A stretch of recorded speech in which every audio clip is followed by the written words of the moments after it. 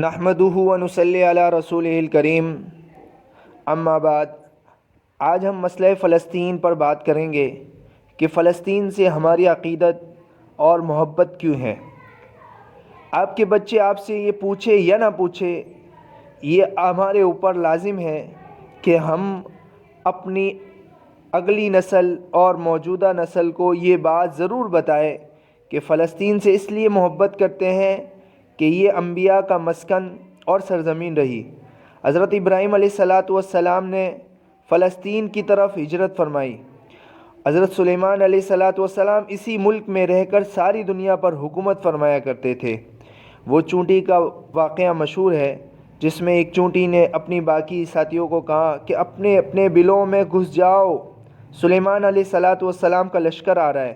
وہ اسی ملک میں واقع اسقلان میں پیش آیا، پھر بعد میں اس وادی کو وادی النمل سے مشہور ہو گیا۔ اسی طرح حضرت داؤد علیہ السلام اسی سرزمین پر سکونت کی اور ایک محراب بنایا۔ حضرت زکریا علیہ السلام کا بھی محراب اسی شہر میں ہے۔ حضرت موسیٰ علیہ السلام کا وہ مشہور واقعہ کہ وہ اپنے ساتھیوں کو کہہ رہے اس ملک کے بارے میں کہ اس مقدس شہر میں داخل ہو جاؤ، اور معجزات مریم کہ مریم علیہ السلام کے بطن سے حضرت عیسیٰ علیہ السلام کی ولادت مبارکہ۔ قیامت کی علامات میں سے ایک یہ ہے کہ حضرت عیسیٰ کا نزول زمین پہ جس شہر مقام پر ہوگا وہ مقام سفید مینار، تو وہ بھی اسی ارض مقدس پہ واقع ہیں۔ اور حضرت عیسیٰ علیہ السلام جب دجال کو قتل کریں گے تو وہ بھی باب لد کے مقام پر دجال کو قتل کریں گے۔ اور اسی طرح واقعات میں دیکھیں تو جالوت اور طالوت کا جو قصہ پیش آیا وہ اسی سرزمین پر پیش آیا۔ اگر صلات کی بات کریں تو فلسطین کو نماز کی فرضیت کے بعد مسلمانوں کا قبلہ اول ہونے کا اعزاز بھی حاصل ہے۔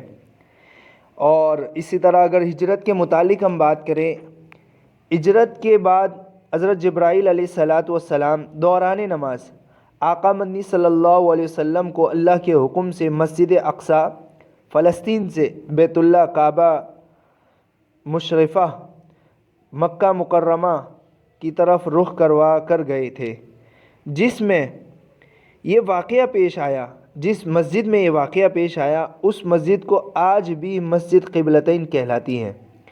حضور صلی اللہ علیہ وسلم معراج کی رات آسمان پر لے جانے سے مکہ مکرمہ سے یہاں بیت المقدس فلسطین لائے گئے، اور یہ فلسطین کی سرزمین تمام انبیاء علیہ السلام کی امامت سرکار دو عالم صلی اللہ علیہ وسلم کی اقتداء میں کی گئی۔ یعنی آپ علیہ السلام کو یہ اعزاز ملا، امت محمدیہ کو یہ اعزاز ملا کہ اسی سرزمین پر انبیاء علیہ السلام کی امامت ہمارے محبوب حضرت محمد مصطفیٰ صلی اللہ علیہ وسلم نے فرمائی۔ اسی طرح ایک بار پھر فلسطین یہاں سارے انبیاء کا مسکن بنا۔ سیدنا ابو ذر رضی اللہ تعالیٰ عنہ سے روایت ہے، وہ فرماتے ہیں میں نے نبی کریم صلی اللہ علیہ وسلم سے پوچھا کہ زمین پر سب سے پہلا گھر اللہ رب العزت کا کون سا بنا؟ تو آپ صلی اللہ علیہ وسلم نے فرمایا مسجد الحرام۔ پھر میں نے پوچھا اس کے بعد، پھر فرمایا کہ مسجد اقصی۔ تو پھر میں نے کہا کہ ان دونوں کے درمیان کتنا میل کا فاصلہ ہے؟ تو آپ صلی اللہ علیہ وسلم نے فرمایا 40 سال کا فاصلہ ہے۔ آپ صلی اللہ علیہ وسلم کے وصال کے بعد حضرت ابو بکر صدیق رضی اللہ تعالیٰ عنہ کا دور آتا ہے۔ حضرت ابو بکر صدیق رضی اللہ تعالیٰ عنہ کو ارتداد کے فتنے اور دیگر کئی مشاغل سے نمٹنے کے لیے عسکری اور افرادی قوت کی اشد ضرورت تھی۔ اس کے باوجود ارض شام فلسطین کی طرف آپ صلی اللہ علیہ وسلم کا تیار کردہ لشکر بھیجنے بھی ناقابل فراموش حقیقت ہے۔ اسلام کے سنہری دور فاروقی میں دنیا بھر کی فتوحات کو چھوڑ کر محض فلسطین کی فتح کے لیے خود حضرت عمر رضی اللہ تعالیٰ عنہ کا چل کر جانا اور یہاں نماز ادا کرنا اس شہر کی عصمت کو اجاگر کرتا ہے۔ اور یہ ایسے واقعات ہیں یہ ایسے واقعات ہے کہ ضرورت اس امر کی ہے کہ اس کو بیان کیا جائے۔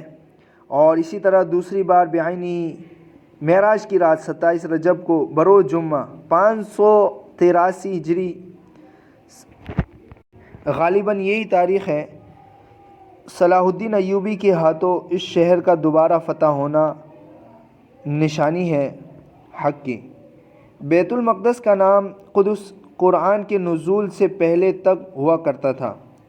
قرآن کے نازل ہونے کے بعد اس کا نام مسجد اقصیٰ رکھا گیا۔ قدس تقدیس کی وجہ سے ہے، دوسرے شہروں سے ممتاز کرتی ہے۔ اس شہر کے اصول اور اسے رومیوں کے جبر و استدلال سے بچانے کے لیے 5000 صحابہ اکرام رضوان اللہ علیہ مجمعین نے جام شہادت نوش کیا، اور شہادت کا باب آج تک بند نہیں ہوا، سلسلہ ابھی تک جاری ہے، اور الحمدللہ آج تک آپ دیکھ رہے ہیں۔ آج 27 اکتوبر ہے 2023، سارے واقعات آپ کے سامنے ہیں۔ مسجد اقصیٰ اور بلاد شام کی اہمیت حرمین شریفین جیسی ہی ہے۔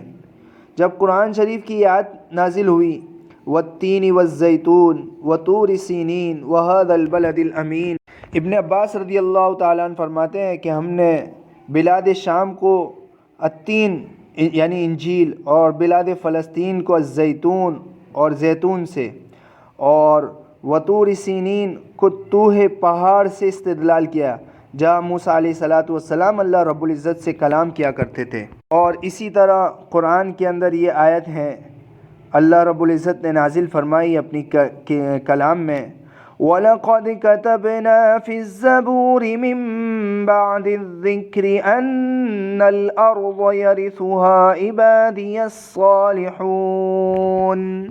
اس آیت سے استدلال لیا گیا ہے کہ امت محمدیہ ہی اس مبارک سرزمین کی وارث ہیں۔ تو میرے محترم دوستو، آج ضرورت اس امر کی ہے کہ اس پیغام کو خوب سے خوب پھیلایا جائے، تاکہ مسلمانوں کے اندر اس کی عظمت اور بیت المقدس کے لیے آج جو قربانی دی جا رہی ہے اس کو بھلایا نہ جائے، اور لوگوں تک اس پیغام کو مثبت انداز میں پھیلایا جائے، تاکہ اللہ رب العزت لوگوں کے دلوں میں اس گھر کی اہمیت کو اجاگر ہو جائے۔ اللہ رب العزت ہم سب کو عمل کرنے کی توفیق نصیب فرمائے۔ اللہ رب العزت اپنے دین کے کام اور دین کی محنت اور عالمی فکر کے لیے ہم سب کو قبول فرمائے۔ وآخر دعوانا الحمدللہ رب العالمین۔